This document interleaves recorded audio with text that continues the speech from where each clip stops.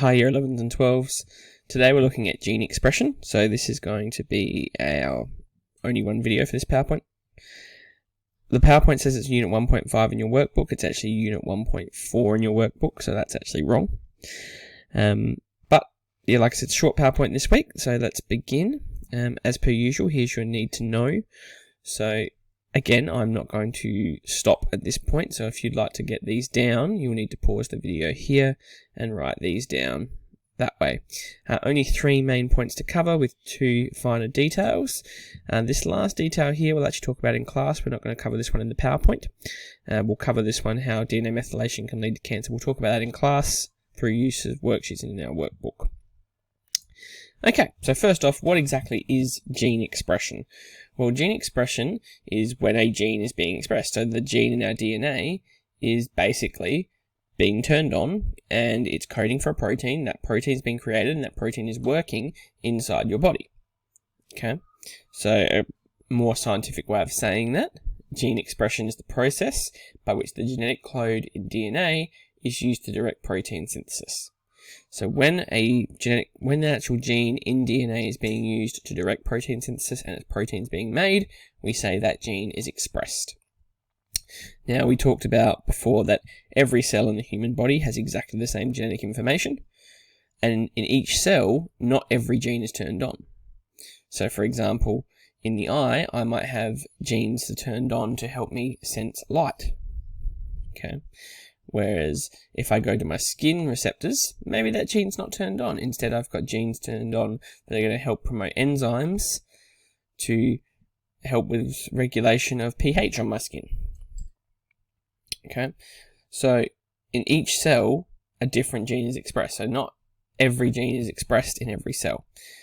We say turned on and turned off. That's not really scientific. So a gene is either expressed or not expressed. Okay.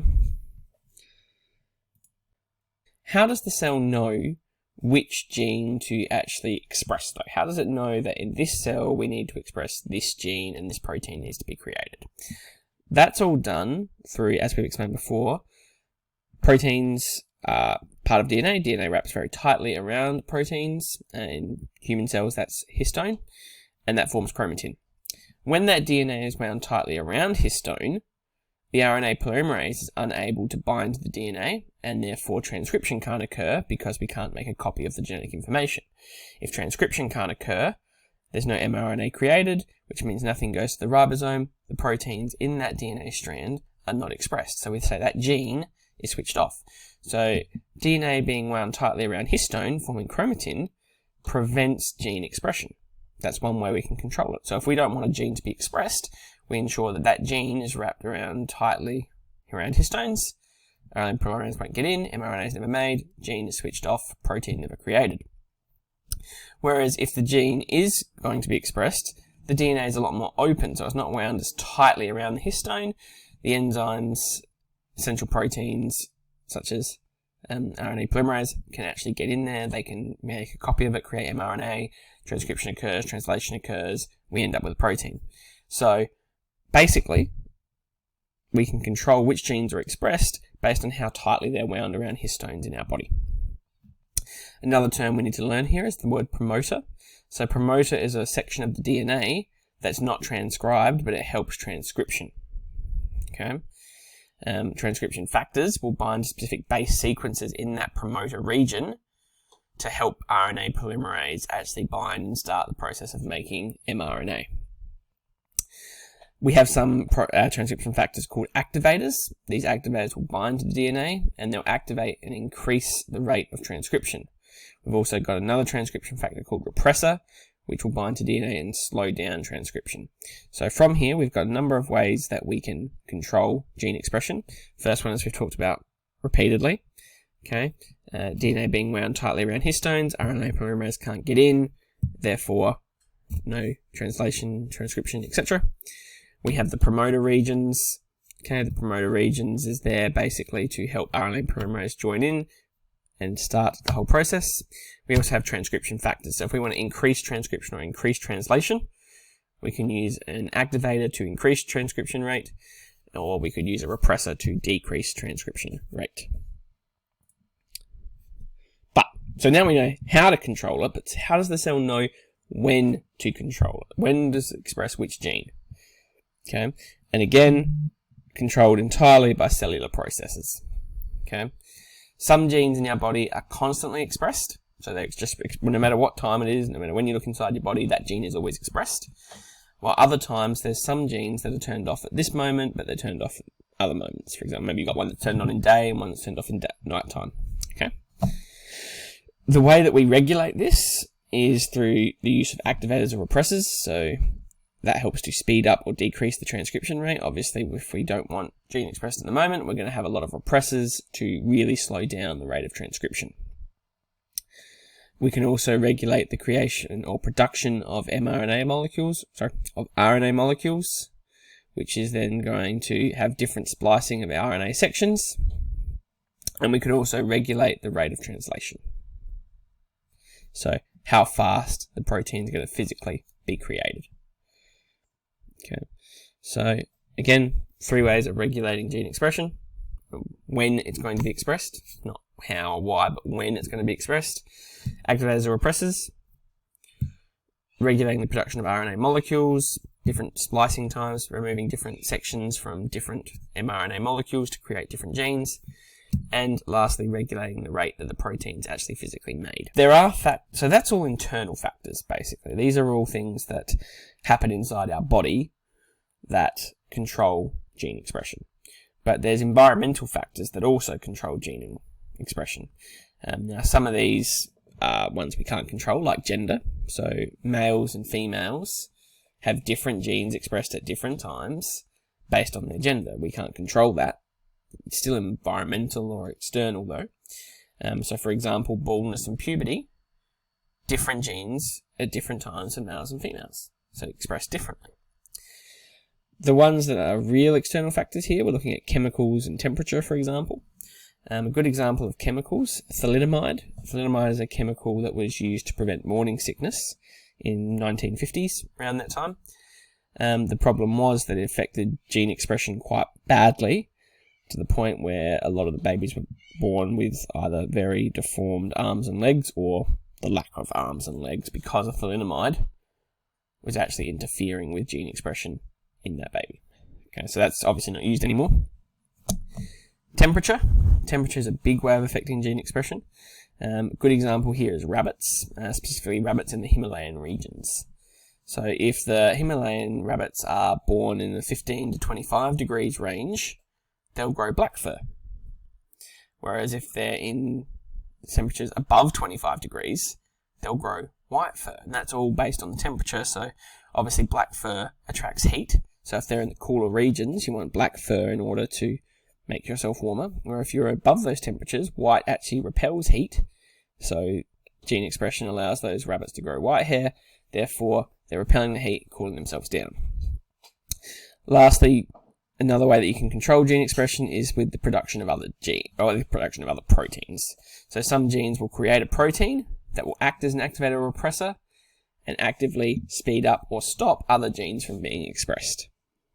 So the product of other genes can actually control gene expression for external genes. And the whole process of gene expression is how we have cell differentiation in our bodies. So we've talked about this a number of times throughout this topic. Every cell contains all the genetic information that your body contains. Every cell has every piece of DNA, every chromosome in there. It doesn't need all of them. It only needs a small amount for each cell, but all of it is there. Your cell differentiates based on what information it's using. Okay, and therefore that's how it becomes specialized in its function and structure. So the reason that this all occurs is we all start as a zygote. Okay, so we all start as one cell, and as we grow, that cell starts to multiply and divide, and then starts to differentiate. So in this diagram here, we've got one cell splitting into identical daughter cells.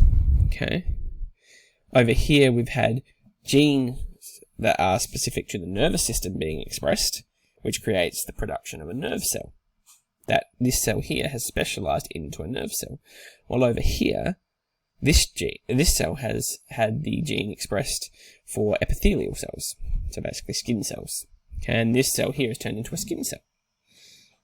So while both cells have all the information, they're only turning on or expressing the gene that makes them special. So nerve cells are only going to express the genes that are relevant to becoming a nerve cell. Skin cells are only going to express the genes to become skin cells. They still have, the skin cell still has all the genetic information it needs to become a nerve cell. It just doesn't express those genes.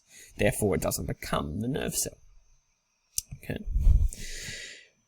That idea is why stem cells are so important, because stem cells are types of cells that can turn into any human cell or any type of cell. There's a lot of debate, which we'll talk about in class when we go through this PowerPoint, as to why stem cells should or shouldn't be used. But stem cells are basically cells that can differentiate and express any gene that's in them to cure illnesses, to repair the body, etc. Okay, there's two types of stem cells that we'll talk about. There's pluripotent cells. They can, because of the word pluri, okay, lots, plural, okay, can turn into any human cell. Well, we also have multipotent. There is another term, but we don't discuss it in this case. Multipotent cells, they, again, another name, it's multiple. They can turn into some different cells, but not all cells in the human body, just some cells in the human body. Okay, so these are the two terms you need to know for SACE. And like I said, we'll have a discussion in class about stem cells and should or shouldn't they be pushed forward. So something to think about. But stem cells are the type of cell that can express any gene, and we can use them to repair the body, for example. Lastly, methylation. So this leads on to that last point that we'll discuss in class 3 worksheets of the workbook, how methylation affects cancer. But methylation is another way that we can control gene expression. So methylation is a process in which a methyl group, okay, so here we have a normal cytosine molecule, okay, and a methyl group is when we add a methyl, well, methylation is when we add a methyl group. Now those that do chemistry, a methyl group is CH3. Okay, those that don't do chemistry, just remember methylation is adding a methyl group. You never have to draw this. This is just to help understand what's happening. Okay, so we have a normal cytosine base, okay, and methylation adds this methyl group to that cytosine base, and that prevents transcription. RNA polymerase can no longer bond to this nucleotide base, and consequently, transcription is blocked. So that gene can never be expressed because the mRNA is never created because it's blocked at the cytosine level. Okay, so methylation is a way to prevent gene expression by adding a methyl group to cytosine. You do have to know that there's multiple questions in exams that have asked which base is used in methylation, and it's always cytosine. Cytosine is the way that methylation occurs.